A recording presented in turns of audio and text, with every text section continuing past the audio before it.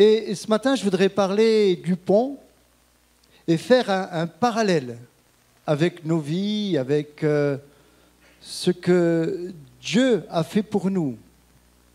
Nous allons voir ensemble un petit peu ce qui s'est passé dans l'actualité aussi et tirer des enseignements. C'est ça en réalité les paraboles. On va faire des parallèles ce matin. Alors, le pont, c'est un ouvrage généralement en pierre, aujourd'hui plus en béton, aujourd'hui en bois ou en métal, permettant de franchir une dépression ou un obstacle, voie de communication, cours d'eau en particulier, en reliant les deux bords de la dépression ou en enjambant l'obstacle. Voilà la définition d'un pont. Je pense que tout le monde le sait, mais c'est important pour la suite. L'homme aujourd'hui, par ses performances, est capable de faire des ponts de plus en plus grands, de plus en plus performants, et cela rend de très grands services, bien sûr, gain de temps, aussi question économique, gain d'argent. Et on voit vraiment l'importance stratégique aussi des ponts dans les périodes de guerre, c'est les premiers à être détruits. On parle, vous êtes dans une église, n'ayez pas peur, il n'y a pas un reportage ce matin, peut-être vous dites, mais il n'est pas trop religieux, mais ce n'est pas grave. On parle de la durée de vie d'un pont. En résumé, les ponts ont une durée de vie de 100 ans, mais en réalité, suivant les ouvrages, de 35 à 250 ans. Vous voyez, et on a besoin de contrôle. Alors, malheureusement, il y a eu une catastrophe à Gênes. Vous pouvez mettre une photo là-dessus. En Italie, vous voyez le camion? Il y a eu chaud. Malheureusement, il y a eu 43 morts. Ce pont de Gênes s'est effondré le 14 août 2018. La peur de cette catastrophe dresse un constat alarmant. Il y a eu même le Sénat qui a demandé le plan Marshall pour plus de 25 000 ponts en France qu'il fallait surveiller. Pour ces 25 000 ponts, et 164 à surveiller. Donc faites attention lorsque vous empruntez certains ponts, ça peut être très dangereux. Alors savez-vous quel est le pont le plus lent du monde?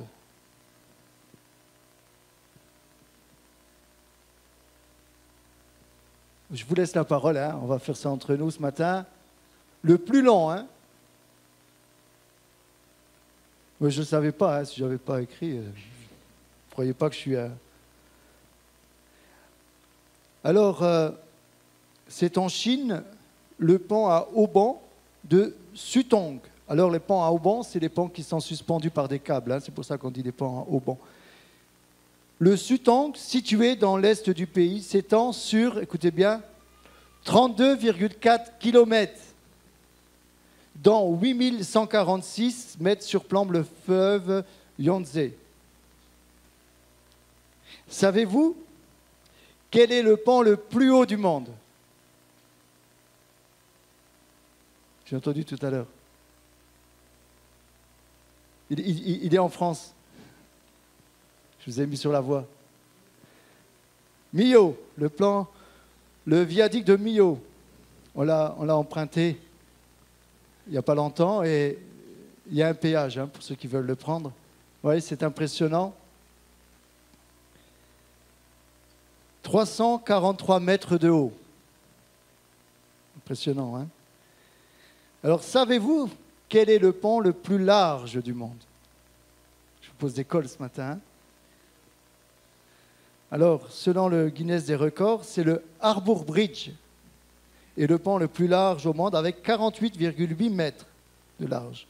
Il possède aussi la plus haute arche en acier avec le sommet du pont situé à 134 mètres au-dessus des eaux. C'est aussi le 4e plus long pont au monde, 1149 mètres en tout, 503 mètres en portée pour le pont en arche. Je crois que c'est... ça c'est le pont Harbour. Bon, c'est pas grave. Moi, j'ai noté quand même... Le pont Harbour, c'est ça, Ça, c'est le pont Harbour, il me semble. Bon, bref. Alors, il y a certains ponts rendus célèbres par leur nom. On connaît certains pans qui sont... Vous connaissez sans doute le pont des Soupirs? C'est célèbre, hein? Il se trouve où? À Venise. Pourquoi on l'appelle le pont des Soupirs? Dernier soupir, hein? Son nom mystérieux a pour origine les soupirs émis par les prisonniers conduits de la prison vers leur jugement au palais. Ce passage était bien souvent leur dernier instant de liberté. Un autre pont rendu célèbre, en France toujours, un pont qui est coupé. Et qu'est-ce qu'elle dit la chanson? Voilà, le pont. Ah là, je n'ai pas la photo où on voit qu'il est coupé.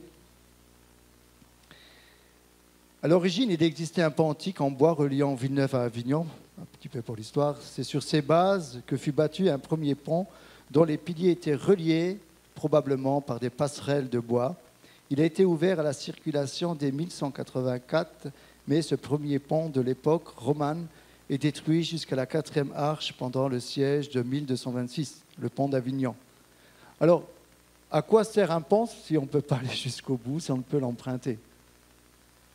Si, c'est important pour le tourisme. Hein? C'est comme la tour de Pise. Hein? Qu'est-ce qui est intéressant à voir? Bref, il y a aussi le pont-levis. Pont-levis, c'est aussi intéressant. On aime voir ça quand on a l'occasion de visiter des châteaux et autres. Donc, c'est un type de pont mobile, défensif, qui se baisse et se lève pour ouvrir ou fermer le passage au-dessus d'un fossé encerclant un ouvrage fortifié. Si l'homme, aujourd'hui, est capable de faire de plus en plus de prouesses techniques dans les constructions, c'est vrai que cela change la qualité de vie de tous ceux qui en profitent. Et cela est important pour tout un tas de raisons, comme je le disais tout à l'heure, et principalement économiques. Le pont de Gênes, par exemple, ils l'ont reconstruit en un an. Ils ont travaillé 7 jours sur 7, 24 sur 24. C'était impressionnant. Ils ne pouvaient pas rester sans ce pont. D'ailleurs, on l'a emprunté, le nouveau pont. Le pont est vraiment important pour tout un tas de raisons et je pense que nous-mêmes, par exemple, frontaliers, si nous allons au Luxembourg, sur le premier pont là, que nous avons à Thionville, voilà, on serait vraiment embêtés de faire tous des détours. Alors, l'idée principale de ce message, en utilisant ces illustrations, est la suivante, c'est que Dieu a, depuis plus de 2000 ans, créé un pont reliant le ciel à la terre. Amen. J'ai trouvé que faire le parallèle avec l'importance des ponts que nous connaissons et cette réalité spirituelle, que Dieu ait envoyé un moyen pour compenser l'abîme qui nous séparait de lui par son Fils Jésus-Christ. Il a voulu réconcilier l'homme avec lui-même et il va dire qu'il y a un seul pont, un seul moyen. Nous pouvons lire cela dans 1 Timothée 2,5. Car il y a un seul Dieu. On est tous d'accord avec ça? Je crois que toutes les religions sont d'accord avec ça. Mais la suite, ça coince.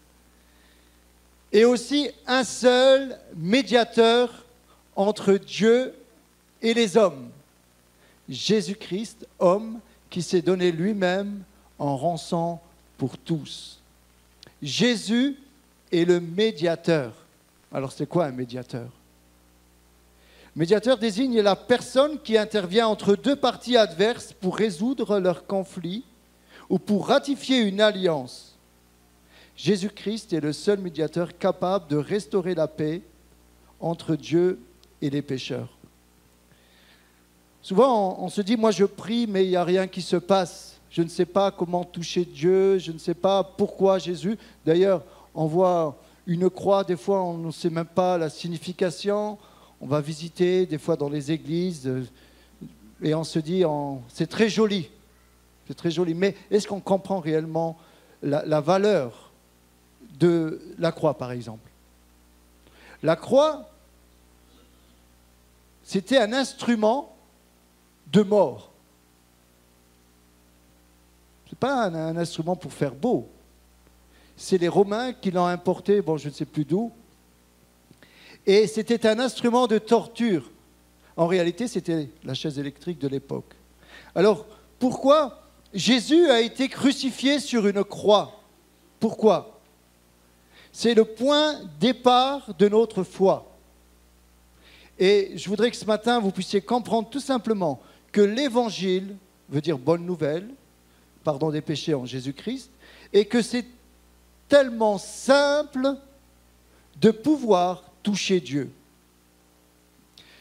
Ce matin, je voudrais différencier la religion avec la relation. Le moyen que Dieu a donné aux hommes de s'approcher de lui, ce n'est pas par la religion des hommes, c'est par une relation de cœur. Et c'est simple. Mais lorsqu'on voit l'homme, tout ce qu'il a fait avec les religions, les guerres et toutes ces choses, souvent on se dit, mais il est où Dieu dans tout ça? Je vais préparer un message sur ça justement bientôt.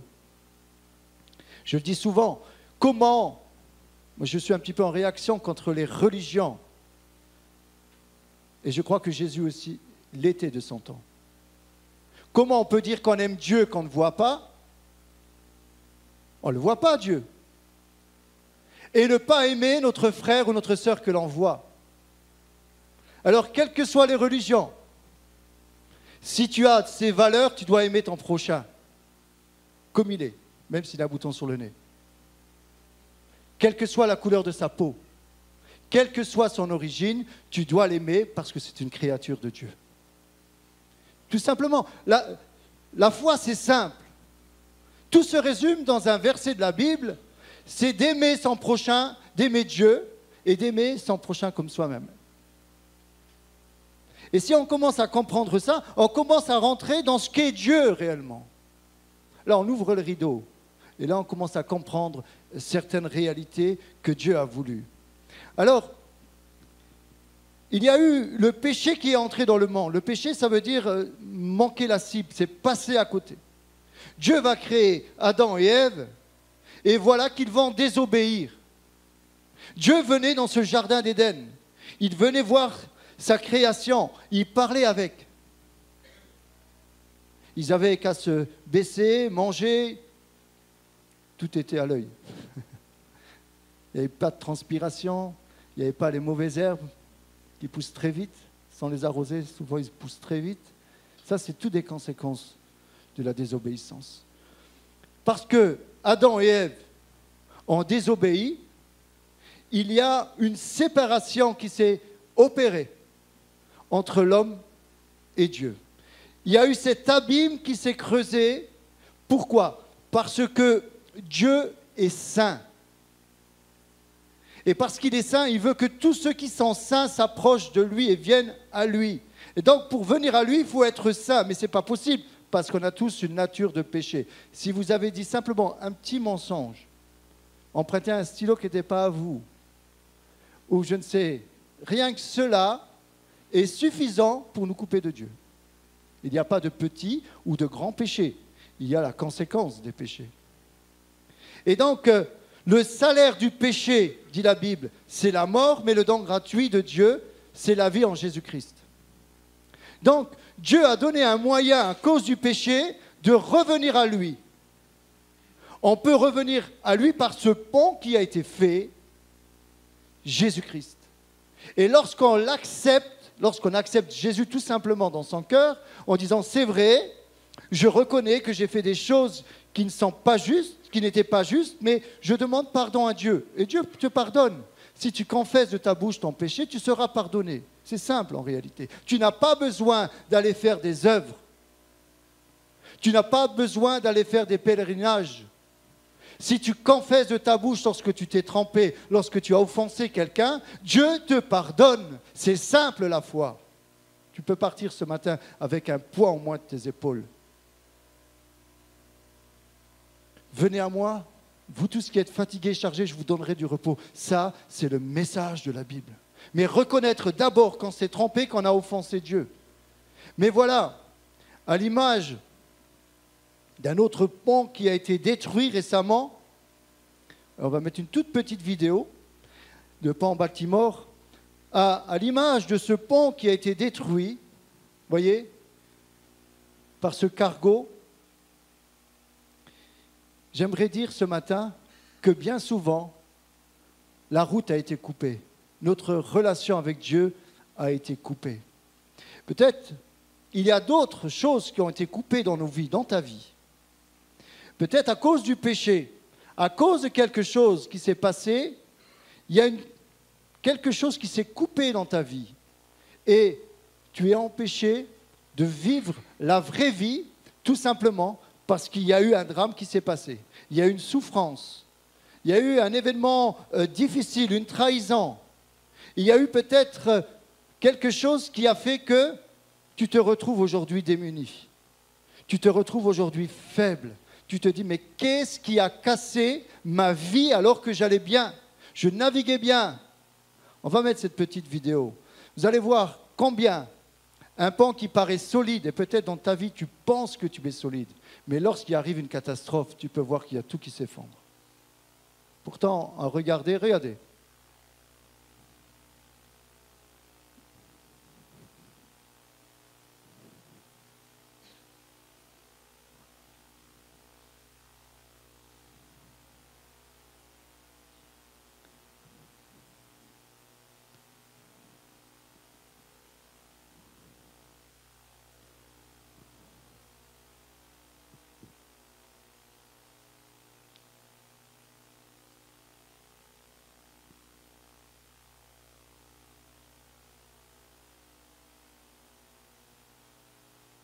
les voitures qui passent, camions qui passent.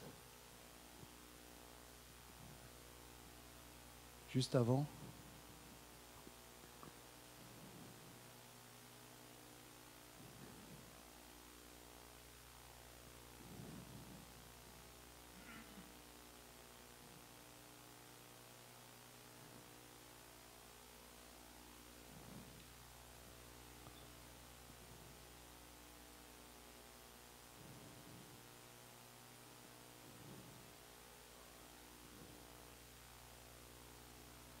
Cette catastrophe est récente, c'est le 27 mars 2024. Un responsable politique disait « Heureusement que l'alerte a été lancée et que le pont a été fermé à la circulation juste avant son effondrement. En arrêtant le passage des voitures, ces gens ont sauvé des vies. » Et malheureusement, il y avait quand même 6 ouvriers dessus qui ont trouvé la mort. Peut-être, à l'image de ce que vous avez vu, c'est peut-être une partie de ta vie. Une partie de ta vie qui s'est effondrée par un événement, par un divorce, par une trahison, par une crise économique, que sais-je. Et tu te dis, mais je n'arriverai plus à reconstruire ma vie. J'aimerais te dire ce matin, ces ponts restent des ponts humains qui peuvent se reconstruire dans ce que nous avons vu. La bonne nouvelle de ce matin, c'est qu'il existe un pont qui est sûr, qui est fiable, qui n'est pas dangereux. Il est assez large, assez solide, assez costaud pour que tu puisses l'emprunter en toute sécurité. Dieu a voulu te réconcilier avec lui au travers de ce pont. Nous étions récemment avec un cousin d'Italie et il m'a appris quelque chose qui m'a réjoui. Alors, je vais mettre un nouveau pont qui va s'afficher, mais avant je ferai une annonce qui va réjouir beaucoup de personnes. Est-ce qu'il y a des Calabrais au milieu de nous? Toi, tu es calabraise par mariage. Donc, ok? Alors, y a-t-il des Calabrais ou Calabraises? Voilà, après je prierai pour vous. Y a-t-il des Siciliens? Lilo, je t'ai vu. La bonne nouvelle, vous savez c'est quoi? Enfin, un projet qui a duré 50 ans a été accepté. Ils vont construire le pont de Messine reliant la Calabre à la Sicile. Une bonne nouvelle, hein? Ça sert de venir à l'église, hein?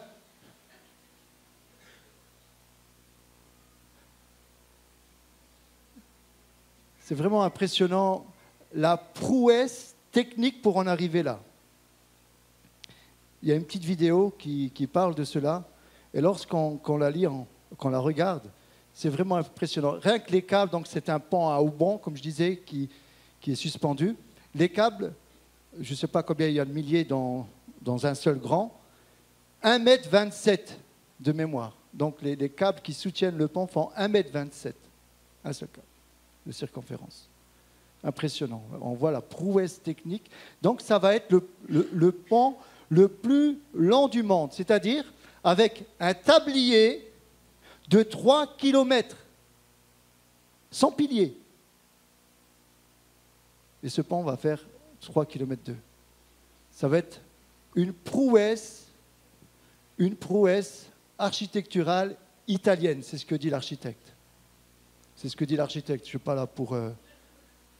Bon, je parle de l'Italie, ce n'est pas de ma faute, mais il y a aussi des ponts qui s'effondrent. Hein, donc quand on voit le pont de Gênes, je ne me gêne pas de le dire. Hein. Alors, lorsqu'on relie deux endroits, c'est impressionnant. Aujourd'hui, ce que l'homme est capable de faire. J'aimerais dire, au-delà de ses prouesses techniques, Dieu est capable de restaurer une situation qui est coupée dans ta vie. Ça, c'est la bonne nouvelle. Parce que Dieu est amour. Peut-être on pense que Dieu est un Dieu qui punit, un Dieu qui est sévère. On a souvent une mauvaise pensée de Dieu. J'aimerais te dire, même si tu es dans le péché, Dieu t'aime. Je ne vous encourage pas à pécher, hein, à part pécher de poisson. Même si tu es dans le péché, ça n'enlève rien à l'amour de Dieu. Est-ce que tu comprends? On a des fois une idée de Dieu. Oh non, Dieu ne m'aime plus parce que j'ai fait ça. Non, c'est faux. Dieu t'aime autant lorsque tu pèches. Vous n'avez pas l'habitude d'entendre parler de ça, comme ça. Mais par contre, Dieu est triste quand tu pèches. Pourquoi? Parce que Dieu sait très bien que toi-même, tu t'enfonces dans le pétrin. Et Dieu n'y est pour rien. Si toi, tu décides par exemple de faire un casse, tu décides, ne prie pas avant de faire le casse quand même. Non mais attends, je sais pourquoi je dis ça. Hein. Il y en a qui sont tellement aveuglés, ils ont la croix, et ils vont quand même faire le casse. Tu décides. Donc si tu te fais prendre, tu auras des conséquences. Est-ce que tu comprends? C'est normal. Tu vas aller en prison, tu dois payer à la société ce que tu as fait et rembourser ta dette. Vous êtes d'accord avec moi? Là, je pense que c'est logique ce que je dis. Maintenant, tu es en prison, il y a un aumônier qui vient te voir, tu te convertis, tu acceptes Jésus dans ton cœur. Est-ce que pour autant ta peine elle sera enlevée? Tu peux avoir une grâce présidentielle, peut-être, pour bonne conduite. Mais la conséquence de tes actes, tu devras l'assumer. Et c'est ça, des fois, qu'on ne comprend pas avec Dieu. On dit, oui, mais Dieu va me punir. Mais qu'est-ce que j'ai fait au bon Dieu? Tu sais ce que tu as fait au bon Dieu? C'est ce que tu n'as rien fait au bon Dieu. Parce que si tu veux faire quelque chose à Dieu, tu viens dans sa présence. Tu viens essayer de prier comme tu peux et tu lui demandes de venir dans ta vie, essayer de réparer au mieux les dégâts. Et il va le faire parce qu'il est amour. Et même si tu te trompes, même si tu pèches, et à un moment tu prends conscience, tu te dis c'est vrai, ce que j'ai fait ce n'est pas juste. Je paye la conséquence, mais maintenant je te connais mon Dieu. Je veux que tu changes ma vie, que tu changes ma façon de faire, ma façon de parler, ma façon d'agir. Viens-moi en aide. Pour cela, je t'accepte, j'accepte la croix, j'accepte que tu es mort pour payer ma dette, pour me réconcilier avec le Père. Et si tu fais cette prière, le pont est rétabli. Quel que soit ton péché, nous le voyons à la croix. Il y a ces deux brigands, pardon. un à gauche, il y en avait d'autres, mais ils n'étaient pas sur la croix. Un à gauche et un à droite, Jésus au milieu. Tous les deux vont insulter Jésus. Et après, il y a un des deux brigands qui va prendre conscience. Il va se repentir et va dire, mais à son collègue, pour nous, c'est justice que nous avons fait. Nous méritons la mort. Mais lui, il n'a rien fait. Pourquoi il doit avoir le même châtiment que nous? Et il va se repentir. C'est-à-dire, il va changer de pensée, de mentalité. Il va vouloir mettre sa vie en règle, mais il ne peut rien faire. Il est attaché. Mais dans son cœur, il peut faire quelque chose. Et ce matin, vous pouvez faire quelque chose simplement par une prise de décision dans votre cœur. Et il va dire à Jésus, et c'est là notre prière, si vous voulez que ça change dans votre vie, pour nous, c'est justice. Nous méritons le châtiment. Mais nous acceptons que toi, Jésus, tu es mort pour nous. Et donc, ce brigand a dit à Jésus, je reconnais que je me suis trompé. Pour nous, c'est justice qui nous arrive. C'est normal. Mais Jésus, souviens-toi de moi quand tu viendras dans ton règne. Jésus va lui dire, aujourd'hui même, il faut que tu fasses des bonnes œuvres. Non, ce n'est pas ça qu'il a dit. Aujourd'hui même, tu seras avec moi dans le paradis. Tu n'as pas eu le temps de prendre ton baptême, tu n'as pas eu le temps de faire ça, tu n'as pas eu le temps. Aujourd'hui même, si ton cœur se donne à Jésus, à l'instant même, ton nom est inscrit dans le livre de vie. C'est important de comprendre que nous avons un Dieu d'amour et on a voulu nous faire croire que c'était un Dieu sévère. Non, il n'est pas sévère, il est amour, mais jusqu'au bout, il sera triste lorsque tu vas l'offenser. Mais par contre, si tu veux changer de vie ce matin, tu vas voir des choses nouvelles venir à toi, comme le disait Alexandre, dans les champs. Dieu va dire à Moïse, libère mon peuple. Il y avait le peuple d'Israël qui était prisonnier en Égypte, chez Pharaon. Il était esclave de Pharaon, tout ce peuple, plus d'1 million de personnes, esclaves. Dieu va parler à Moïse, il va lui dire, tu prends mon peuple et tu vas le conduire dans un pays où coule le lait et le miel. Symbole de bénédiction, d'abondance. Tu prends mon peuple et tu le ramènes. Moïse n'a pas dit, mais il faut traverser la mer Rouge. Il n'y a pas de pont. Et puis pour en construire un rapidement, ce n'est pas possible. C'est impossible. Il n'avait pas aujourd'hui la même technique qu'aujourd'hui. Bon, on ne va pas rigoler avec ça. C'est impossible. Et en plus, il fallait le détruire aussi vite, parce que sinon, il aurait servi aussi aux Égyptiens. Et on voit que c'est à l'image de ces ponts. C'est-à-dire que d'une rive, il faut passer à l'autre. Mais entre, il y a un problème, il y a un obstacle. Et c'est ça la grâce. La grâce, c'est que là où tu te tiens, ou là où Dieu veut t'amener, il y a un seul moyen, c'est la croix. C'est Jésus. Libère mon peuple. Alors comment faire? J'aimerais te dire, essayons de rentrer dans le domaine de la foi ce matin. Souvent, nous sommes trop humains. Souvent, nous cherchons des solutions humaines. J'aimerais te dire, un miracle, ça ne s'explique pas. Si tu le veux, tu dis Amen. Ne cherche pas à comprendre comment Dieu va faire. Là, tu mets en action ton incrédulité. Dieu a dit, lève-toi et marche, obéis à sa parole, et tu verras que des choses vont se passer dans ta vie. C'est une question d'obéissance à sa parole, la foi. Moïse va obéir. Au début, il va bégayer, il ne va pas comprendre. Dieu dit, bon, ok, je t'envoie ton frère Aaron avec toi. Mais vas-y. C'était quand même une épreuve assez importante. Est-ce qu'elle est plus importante de ce que tu vis ce matin?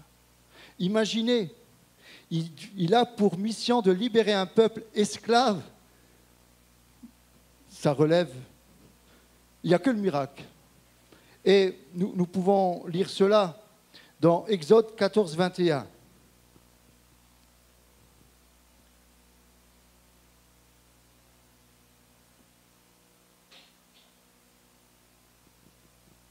21 et 22. Moïse étendit sa main sur la mer, et l'Éternel refoula la mer par un vent d'Orient, qui souffla avec impétuosité toute la nuit. Il mit la mer à sec, et les eaux se fendirent.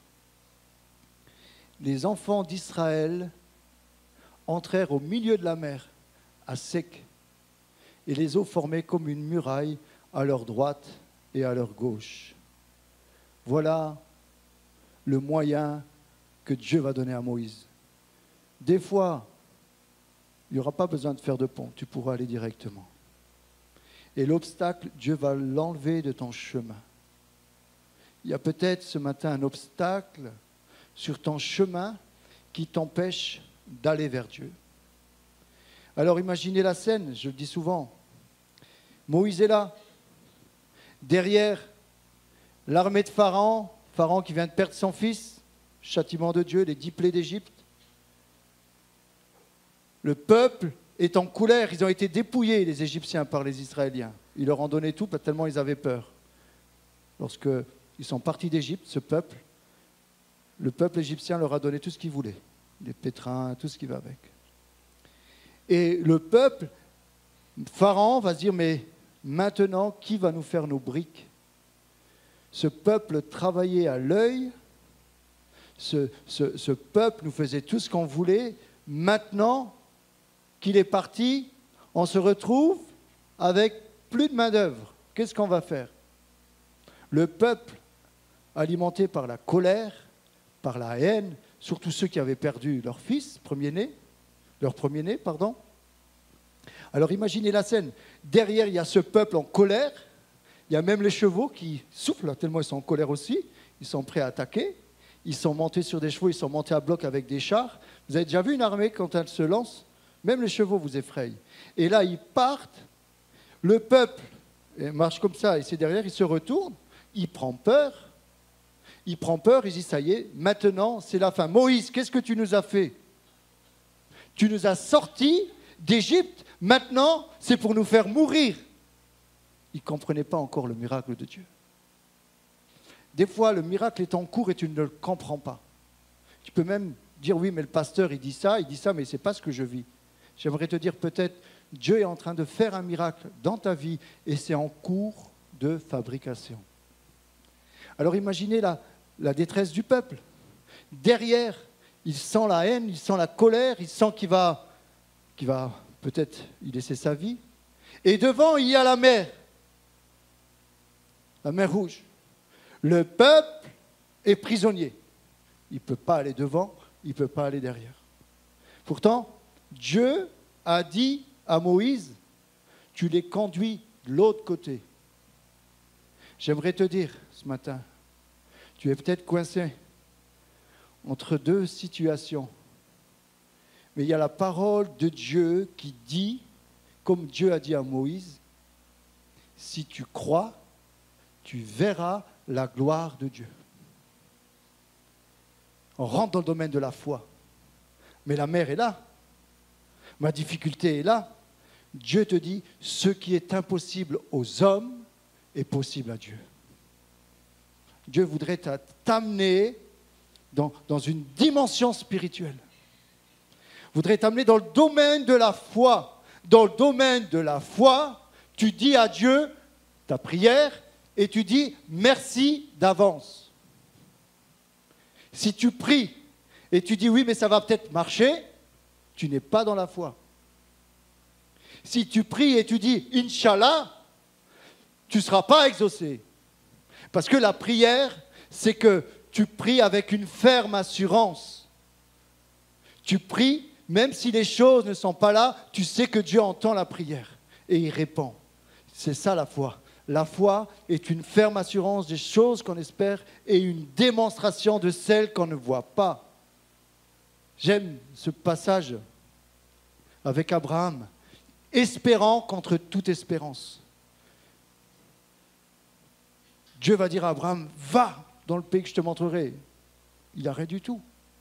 Mais Abraham va obéir. comme Moïse va obéir, comme tous les hommes de la parole de Dieu ont obéi. Et comme vous ce matin, la plupart ont obéi à sa parole. Va, je te conduirai. Alors ce matin, est-ce que tu veux passer d'un bord à l'autre? Alors comment on va faire ce peuple? Derrière, il y a la mer, devant, il y a la mer, derrière, il y a le peuple. Il y a une solution. Quand tu es coincé dans ta vie, regarde, c'est simple. Devant, ça ne fonctionne pas. Derrière, par contre, tu peux aller toujours par le haut. Amen. Tu peux toujours lever les yeux vers le ciel. Le psaume 121 nous dit, « Je lève mes yeux vers les montagnes, d'où me viendra le secours? Le secours me vient de Dieu qui a fait la terre et les cieux. Je lève les yeux vers les montagnes. Le secours me vient de l'Éternel. » Amen. Et le secours est venu. Parce que Moïse a cru, il a pris son bâton qui symbolisait l'autorité, il a frappé la mer et la mer s'est ouverte. Et le peuple a traversé. Alexandre a fait un message très intéressant avec des découvertes archéologiques. C'est sur notre site et vous pouvez voir à cet endroit-là, dans la mer, des chars de l'armée de Pharaon qui ont été retrouvés. Hein, c'est bien ça? Je vais regarder aussi. Donc, ça a été attesté aussi qu'il y a quelque chose qui se sont passés. Mais la Bible nous dit tout simplement, même s'il n'y avait pas ces preuves, nous dit tout simplement que Moïse a amené le peuple sur l'autre rive. Jésus va dire à ses disciples, allez sur l'autre rive. Mais entre les deux rives, là où ils étaient, Capernaum pour aller sur l'autre rive, il y a souvent des tempêtes. Et peut-être que tu es en plein dans la tempête ce matin. Peut-être que tu es là et tu me dis, mais ok, je mets la Bible en pratique. Je fais ce qu'on me dit de faire. Alors j'aimerais te dire ce matin, si tu es dans ce cas-là, persévère. Si tu persévères, tu verras. Persévérer. Si vous percez, vous verrez. C'est simple. On a besoin de persévérer, même si ce n'est pas encore là le miracle. C'est ça la foi. Ne croyez pas qu'on appuie sur un bouton, comme on met 1 euro, on a une bouteille de coca qui tombe directement. Dieu veut nous enseigner aussi la patience, parce que dans l'épreuve, tu vas apprendre à connaître la volonté de Dieu. Dans l'épreuve, tu vas vouloir savoir ce que Dieu veut te dire. Dans l'épreuve, tu vas commencer à lire la Bible. Et là, tu vas commencer à comprendre. Mais si tu as tout de suite la bénédiction, tu vas croire que c'est tellement simple. On prie et ça descend. Et ta vie, elle ne sera jamais sanctifiée. Mais lorsque tu es dans l'épreuve, tu commences à analyser. Est-ce que j'ai fait quelque chose qui empêche la bénédiction de venir? Si oui, je demande pardon et je tourne la page. Alors ce matin, je vais m'arrêter là. Je demandais aux musiciens de s'approcher. Je le disais en introduction. Le pont sert à combler une dépression de terrain, un enfoncement. Et j'aimerais te dire ce matin, aussi pour faire un jeu de mots, le pont de Jésus sert à traverser ta dépression. Amen. Est-ce qu'il y en a ce matin au milieu de nous qui veulent simplement emprunter un pont qui est sûr? Vous savez qu'il y a des ponts très dangereux. Il y a des ponts qui sont incertains. Même voir une ou deux photos. Il y a des ponts qui sont incertains. Le petit en bois là, avec l'eau. C'est Patrick Vincent qui m'a envoyé ça hier, l'architecte, notre ami. Pendant que j'étais en train de préparer mon message sur le pont, il m'envoie, à ce moment-là, cette image, cette photo qu'il venait de prendre. Alors, j'étais en train de préparer mon message et je dis, est-ce que je peux utiliser celui en bois? Non, voilà. Donc ça, c'est des ponts, on va revenir sur l'autre pont tout à l'heure. Ça, c'est les ponts les plus dangereux. Moi, je ne le prendrai pas, celui-là. Et toi, chérie? Non? Christelle? Non, toi, non, je ne veux pas. Hein. Il y a des ponts qui sont très dangereux. Il y a des religions qui sont très dangereuses. Il y a des façons de voir la foi qui peut être très dangereuse. Il y a ce petit pont en bois qui paraît tellement innocent. Ça, c'est ce que m'a envoyé hier. C'est en Italie, encore une fois. Et il veut se le lancer dans le pont en Calabre. Il faut qu'il révise, il faut qu'il fasse attention avant. Hein, parce que c'est aussi en Italie, ça. Moi, je ne le prendrai pas, celui-là. Sauf si je suis en maillot de bain. Ce matin, est-ce que tu veux emprunter un pont qui est sûr à 100%? Tu peux contrôler les piliers, ils sont intacts. Tu peux contrôler le tablier, il est intact. C'est simple, la foi. La foi, c'est d'accepter que Jésus a pris sur lui la peine qui devait tomber sur toi.